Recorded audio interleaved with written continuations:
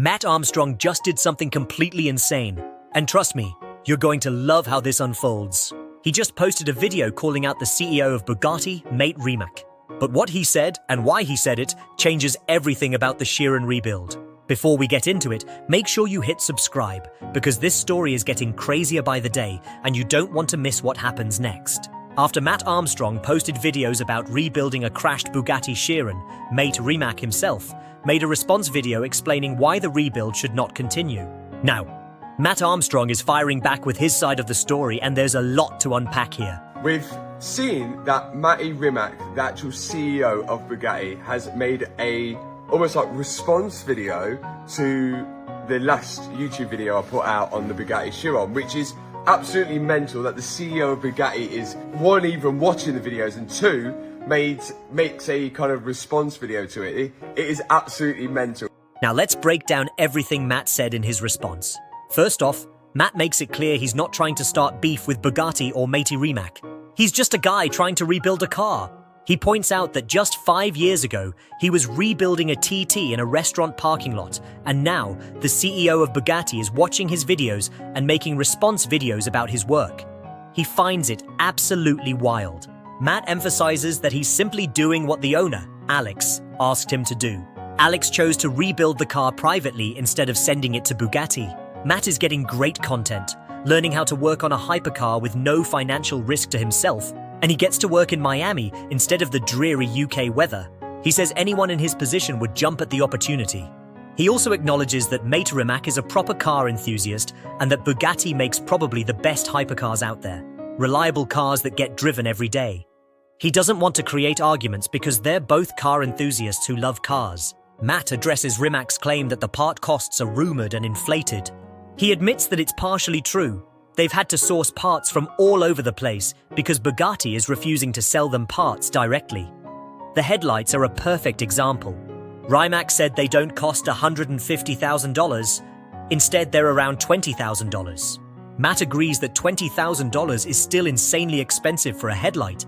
He compares it to his Audi R8 headlights, which cost £700. But here's the problem. Since Bugatti won't sell them the headlights, the only place they can get these headlights is selling them for $150,000. That's the reality of the secondary market when the manufacturer refuses to supply parts. Matt also questions Rimac's claim that the headlights cost tens of millions to develop. He did say that the headlights cost tens of millions to make, which, okay, I don't know as much as, I don't make cars, but tens of millions to make a headlight, which turns on and turns off, I don't know. He admits he doesn't make cars himself, but tens of millions for headlight development seems questionable to him. Matt gets to the core issue. Bugatti's refusal to sell parts is all about safety. He understands that they can never get the car back to original spec without Bugatti's help, without their parts, and without torque specs. He's realistically working blind, trying his possible best. Rimac explained that the airbags undergo extensive testing with specific dashboard breakpoints. The dashboard has weak spots in the leather where it needs to explode properly at different temperatures, or else the airbag won't deploy correctly and could put passengers at risk.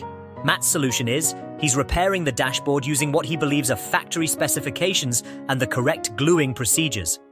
Then he's installing an airbag sourced from an Audi A3. He explains he doesn't actually have a choice about including airbags. In Florida, there's no requirement for airbags. He's seen cars picked up from Copart and driven home as it is. But he wants to build this as safely as possible. Here's where Matt makes an interesting point. He notes that Matt Rimac wasn't actually involved in making the Chiron. When Matt examined the airbag, it appears identical to an Audi A3 airbag. Same Volkswagen Audi standards, same part number, same bolt holes. He acknowledges he could be wrong, but he's just trying to make it as safe as possible.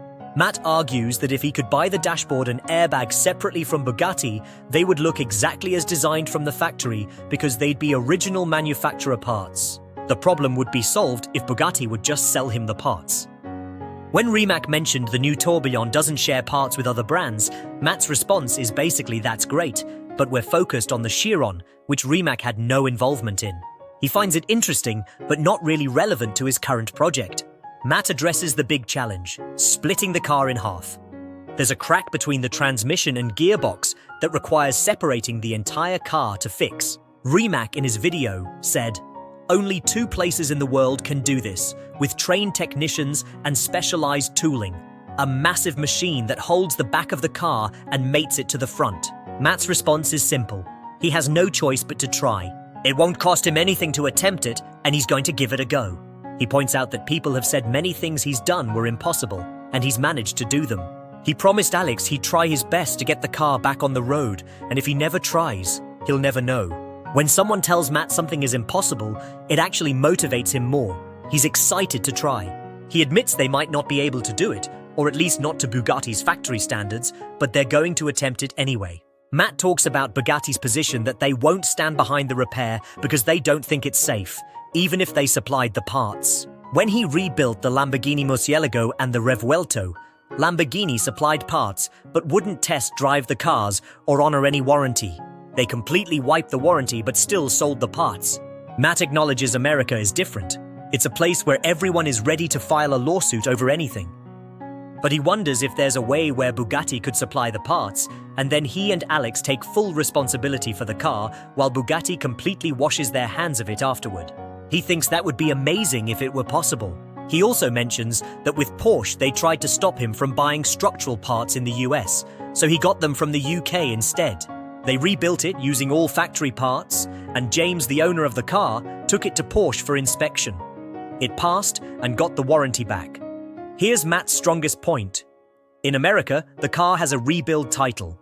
There are 2 options when a car is totaled: certificate of destruction, meaning it can never be road legal again, or rebuild title, meaning it can be repaired and put back on the road. A Bugatti technician looked at Alex's Chiron. The insurance quote came in at $1.7 million to repair, but the insurance company chose to give it a rebuild title and sell it at public auction. Matt's logic is, if it can be sold at public auction with a rebuild title, surely it's safe enough to be repaired and put back on the road. But it seems odd that only Bugatti or Bugatti technicians can repair it. He mentions he's heard that when a Koenigsegg crashes, Koenigsegg just buys it back, repairs it themselves, and keeps it off the road to prevent exactly this situation. But with the Bugatti having a legal rebuild title, Matt finds the whole situation strange. That's Matt Armstrong's full response to the Bugatti CEO. He's not backing down, he's not trying to start drama, and he's going to keep pushing forward with the rebuild. Whether he succeeds or not, it's going to be one hell of a journey to watch. Thanks for watching, and don't forget to subscribe for more car stories like this.